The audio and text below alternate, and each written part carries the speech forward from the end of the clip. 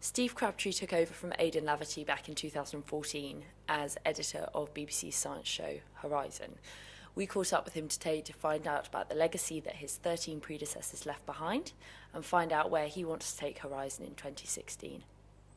July, so I actually left school as a 15-year-old, and I did what many boys in my town did, which was got a job in the shipyard as a painter and decorator. I owe everything really to that experience in the shipyard, but it wasn't for me. You know, my brother still works there, my cousins still work there.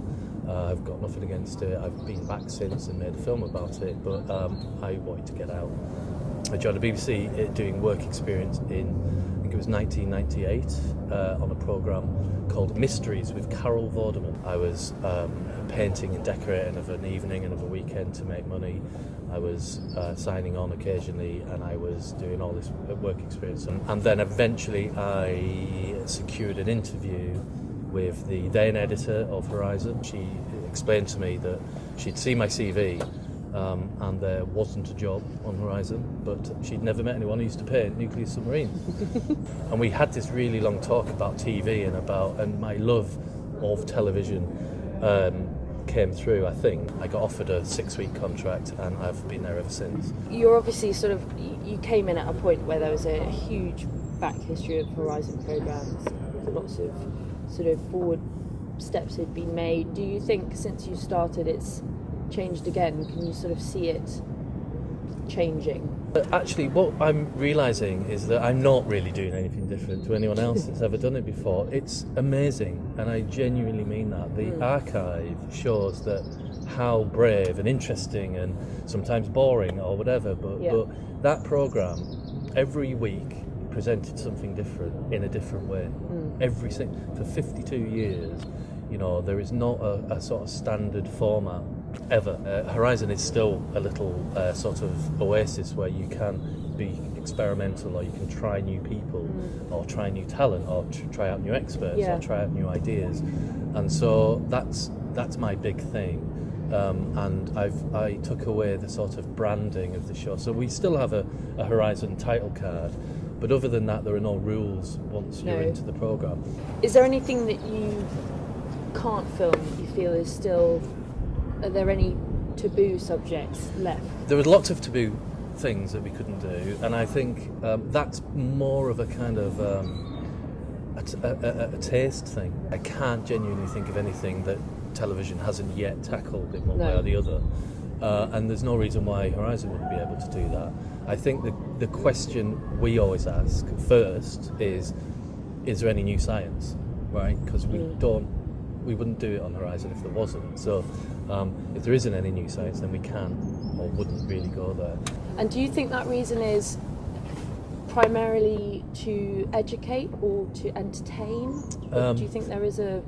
Well, here's the thing, and this is probably more of a personal view, but all television is entertainment. Yeah. All of it is entertainment, right? Frankly, even the news, in my view, is a form of entertainment. Yeah. So if you can't entertain an audience, and by that I mean just draw them in and keep them with you for an hour, you will only do that if they're entertained along the way. What's been your favourite?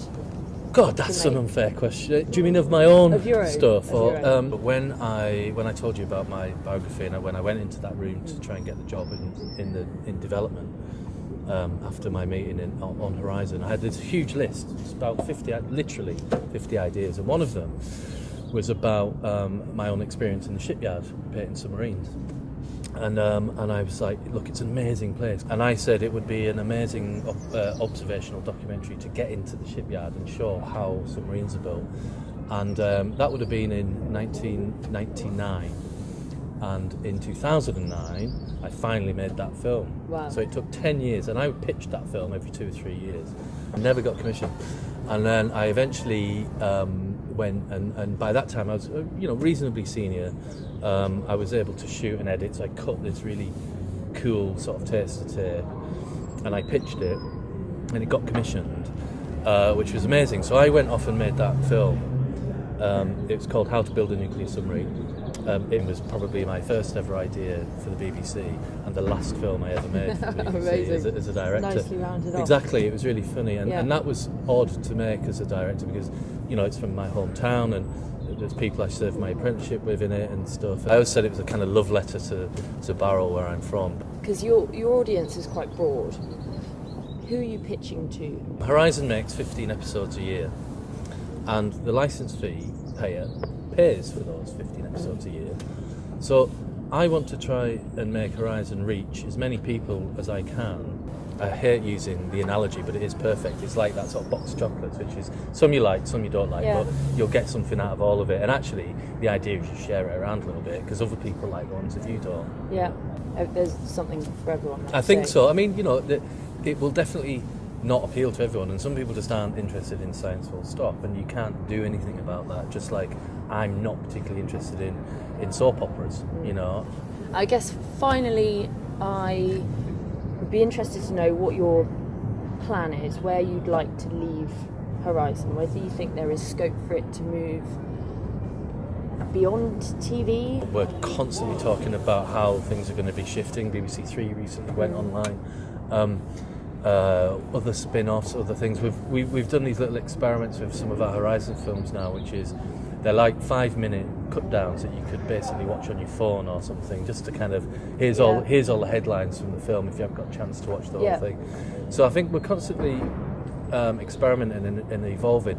On a total personal, selfish note, I hope basically when I end my editorship, I hand it over to someone else and they continue making basically, hour-long documentaries that are on primetime BBC2 television, because I think it would be a real shame if that went away, frankly. I agree. Steve Crabtree, thank you very, very much. Thanks. Thank you. How's that? Thank you. Is that all right? Super interesting. Cool.